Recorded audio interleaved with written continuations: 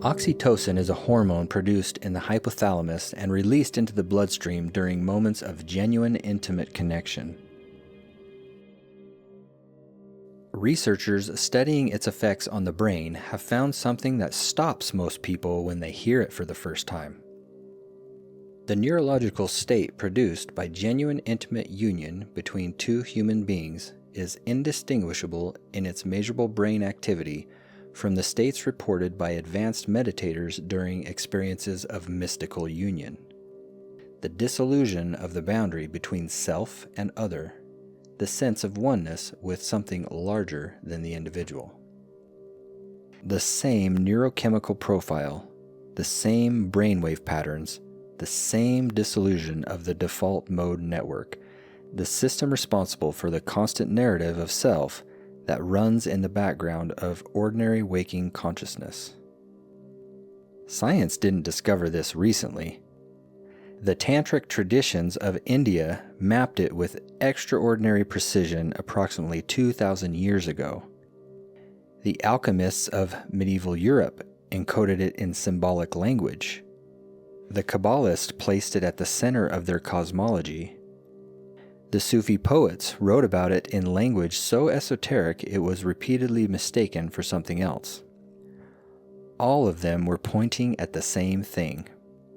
And almost none of what modern culture has told us about human sexuality has anything to do with it. Today, we're going to understand what intimate connection actually is, at the neurological, psychological, and spiritual level, and why the gap between what it is capable of and how it is most commonly experienced may be one of the most significant sources of human suffering in the modern world. In this video, we're exploring intimate connection through 4 lenses. What neuroscience and biology reveal about what genuinely happens in the body and brain during real connection, and why the findings are more extraordinary than most anyone has told you. What psychology shows us about vulnerability, attachment, and the difference between physical contact and genuine union, and what that difference costs us when we confuse the two. The what if. What if the trivialization of human sexuality in modern culture represents one of the most profound losses of something genuinely sacred? And what if the epidemic of loneliness in the modern world is partly a consequence of that loss? And the spiritual dimension. What every tradition that explored this territory with sufficient depth understood about intimate connection as a path towards something that transcends the personal self. This video builds directly on the previous one, on why human sexuality became taboo. That video asked why something so fundamental became so shrouded in shame. This one asked the deeper question, what is it actually capable of? Oxytocin is frequently called the bonding hormone or the love hormone in popular accounts. Descriptions that are accurate but dramatically insufficient. What oxytocin actually does in the brain and body is considerably more profound than those labels suggest. Released by the hypothalamus and distributed through both the bloodstream and the brain during moments of genuine intimate contact, physical touch, eye contact, emotional vulnerability, and physical intimacy, oxytocin produces a cascade of effects that touch virtually every system of the body and every dimension of psychological experience. At the neurological level, oxytocin reduces activity in the amygdala, the brain's primary threat detection system, producing a reduction in fear and defense reactivity that is measurable and significant. It increases activity in the reward circuits, producing genuine feelings of well-being that are distinct from the dopamine-driven pleasure of acquisition or achievement. And it reduces activity in the default mode network, the system responsible for the continuous self-referential narrative that most people experience as the background noise of ordinary consciousness. The last effect is the most significant and the least discussed. The default mode network is the part of the brain that is most active when we are thinking about ourselves. Our past, our future, our identity, our concerns, our separateness from others. It is associated with rumination, anxiety, depression, and the chronic sense of being a bounded individual navigating a world of other bounded individuals. Oxytocin quiets it, not as a side effect, as a primary mechanism. The neurological state produced by genuine intimate connection involves a measurable reduction in the neural activity associated with the sense of being a separate self. The boundary between self and other, at the neurological level, temporarily becomes more permeable. This is not metaphor, it is a measurable brain activity, and it maps with striking precision onto what contemplative traditions across cultures have described as the experience of union. The downstream health effects of oxytocin and genuine intimate connection are among the most robust findings in psychoneuroimmunology, the study of the relationship between psychological states and physical health. Regular genuine intimate connection is associated with significantly stronger immune function, measurably higher natural killer cell activity, higher immunoglobulin A levels, and faster wound healing. It is associated with lower cortisol levels, the primary stress hormone whose chronic elevation underlies a significant proportion of modern disease. It is associated with lower blood pressure, reduced cardiovascular risk, and longer lifespan. A landmark study by psychologist Sheldon Cohen at Cambridge Mellon University found that people with more diverse and genuine social and intimate connections were significantly less susceptible to the common cold when directly exposed to the virus. Not because of any difference in immune status before exposure, but because of measurable differences in immune response that the quality of their connections produced. The body is not indifferent to the quality of human connection it experiences. It responds to genuine intimacy as a biological necessity, because for most human evolutionary history, genuine connection with others was essential to survival, and the body evolved to function optimally in its presence.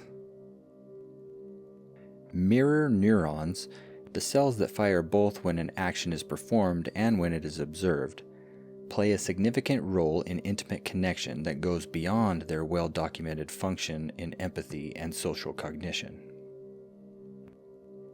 In genuine intimate presence with another person, the mirror neuron system creates a form of neurological resonance, a partial sharing of the other person's psychological and emotional state that operates below the level of conscious intention.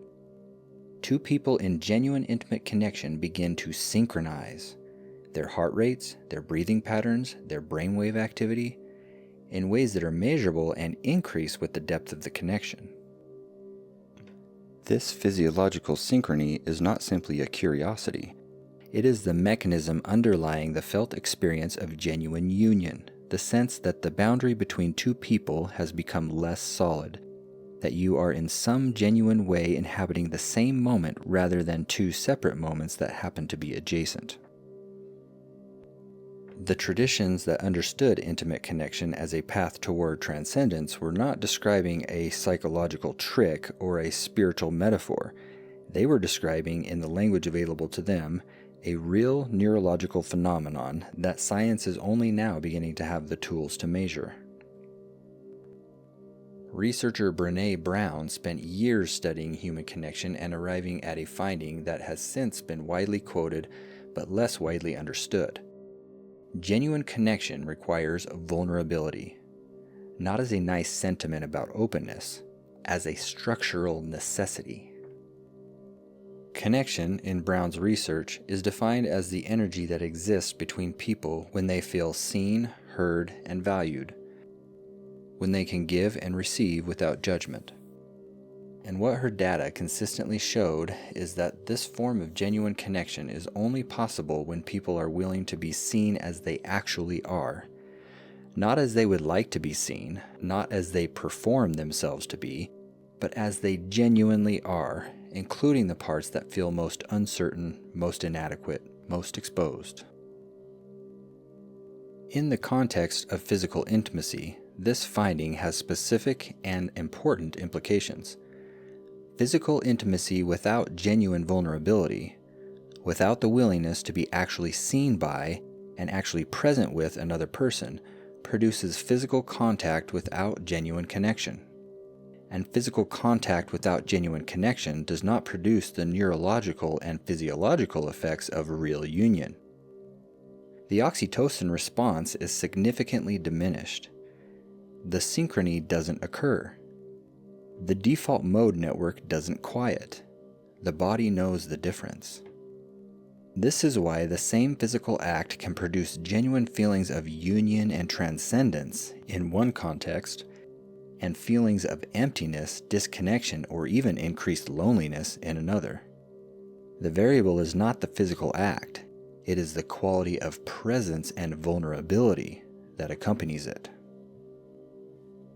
Attachment theory, developed by John Bowlby and extended by researchers including Mary Ainsworth and Mary Main, establishes that the pattern of intimate connection established in the earliest relationship of life between infant and caregiver creates a template that shapes every subsequent intimate relationship.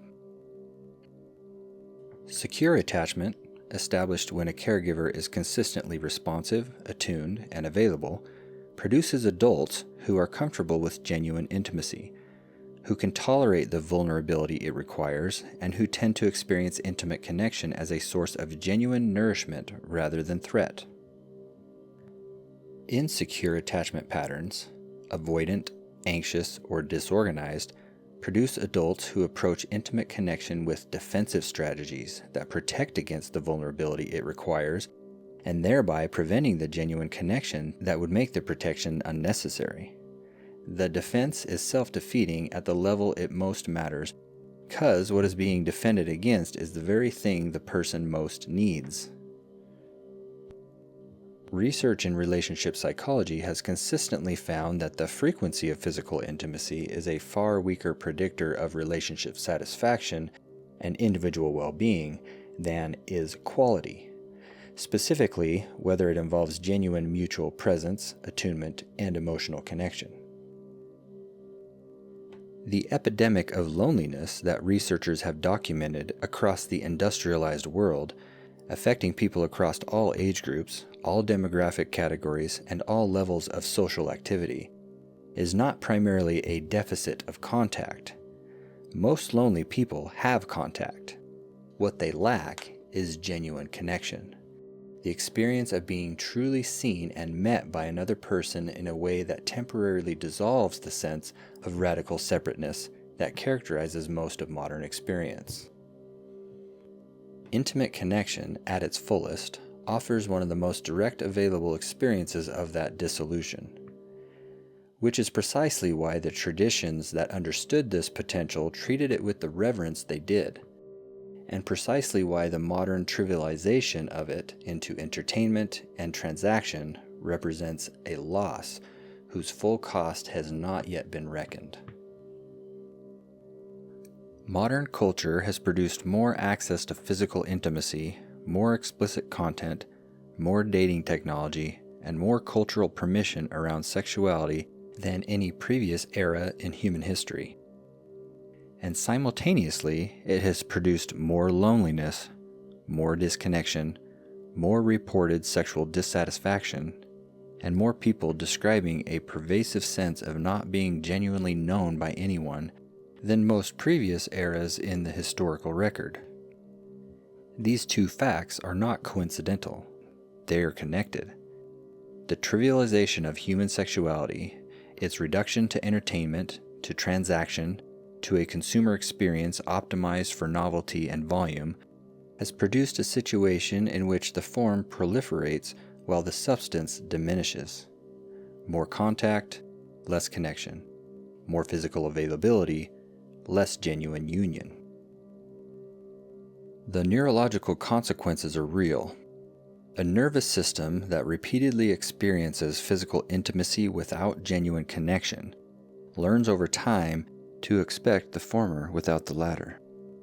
The vulnerability that genuine connection requires begins to feel not just uncomfortable, but dangerous, because the gap between what was hoped for and what was received has been experienced too many times to risk again easily.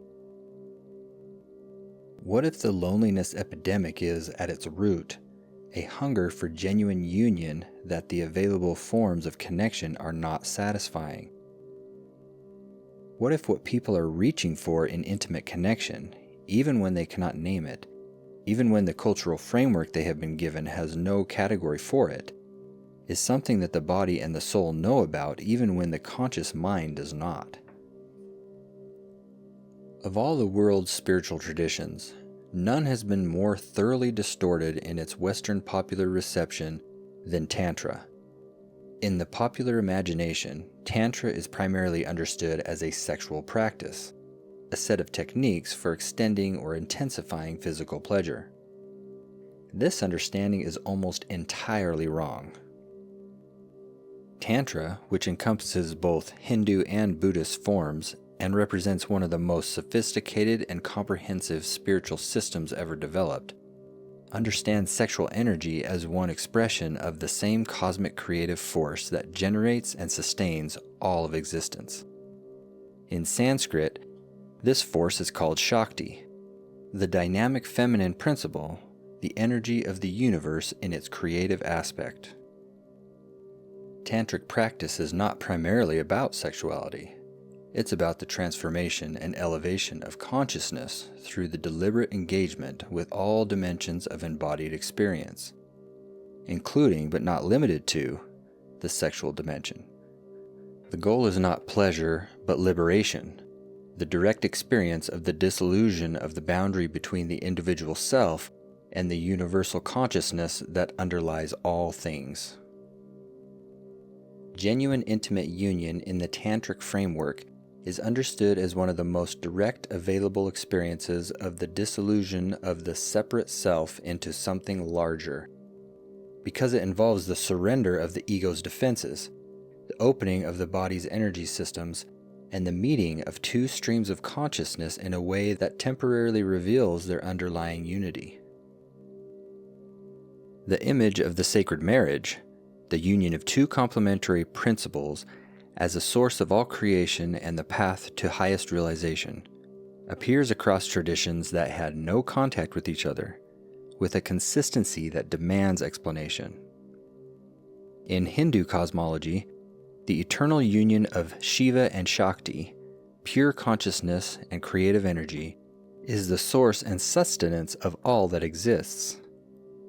In Kabbalistic mysticism, the sacred marriage of the masculine and feminine aspects of divinity is understood as the central act of cosmic repair. In alchemical tradition, the conjunctio, the conjunction of Sol and Luna, is the culmination of the great work. In every case, the image is the same, two that were separate becoming one. And in every case, what results from that union is not simply the sum of the two, but something qualitatively different, something that could not exist without the union, and that participates in the dimension of reality that the separated elements could not access. In the Sufi mystical tradition within Islam, love, including erotic love, is one of the primary metaphors and one of the primary experiences through which the soul approaches the divine. The poetry of Rumi, of Hafiz, of Ibn Arabi is saturated with the language of intimate longing and union. The Sufi understanding is that the longing experienced in human love, the ache of separation, the dissolution of self in the presence of the beloved, the experience of union that temporarily resolves that ache, is the same dynamic at the human scale as the soul's relationship with the divine. Learning to love genuinely is, in this understanding, a practice, a training of the soul in the very capacities that the highest spiritual states require. Despite their differences in language, cosmology, and practice, the traditions that engaged most deeply with the spiritual dimensions of intimate connection share a recognition that modern culture has almost entirely lost. That the self is not the fixed, bounded, separate entity that ordinary experience suggests it is. That genuine intimate connection offers one of the most direct available experiences of that self's permeability and ultimate non-separateness. That this experience is not incidental to spiritual development, but central to it. That the quality of presence, vulnerability, and intention brought to intimate connection determines whether it remains at the surface of experience or opens into something genuinely transformative. Modern culture has mastered the form while losing the substance. We have more access to physical intimacy than any previous era, and less understanding of what genuine connection actually requires. So what does intimate connection actually do to the human being? Neurologically, it quiets the default mode network, dissolves the rigid boundary between self and other, releases the chemistry of trust and openness, synchronizes two nervous systems into a shared physiological state, and produces health effects that medicine is only beginning to fully understand. Psychologically, it requires and develops the capacity for genuine vulnerability, heals the pattern of defensive isolation that insecure attachment establishes, and offers one of the most direct available experiences of being truly known by another person. And spiritually, across every tradition that explored this territory with sufficient depth and seriousness, genuine intimate union is understood as one of the most direct available experiences of what the mystics spent their lives pointing toward: the dissolution of the sense of radical separateness, the temporary but genuine recognition that the boundary between self and other is more permeable than ordinary experiences suggest. The longing that drives human beings toward intimate connection is not merely biological. It is not merely psychological. It is, at its deepest level, a longing for the experience of genuine union, for the temporary dissolution of the exhausting sense of being a separate self navigating a world of other separate selves. The body knows this. The tradition knew this. The question is whether we are willing to bring enough presence, enough vulnerability, and enough understanding to what genuine connection actually requires to let it deliver what it is actually capable of. Has there been a moment of genuine connection in your life, intimate or otherwise, that gave you a glimpse of something beyond the ordinary sense of being a separate self? I want to know. Drop it in the comments. If you're new here, the previous video on why human sexuality became taboo provides the historical and psychological context that makes this one land more fully.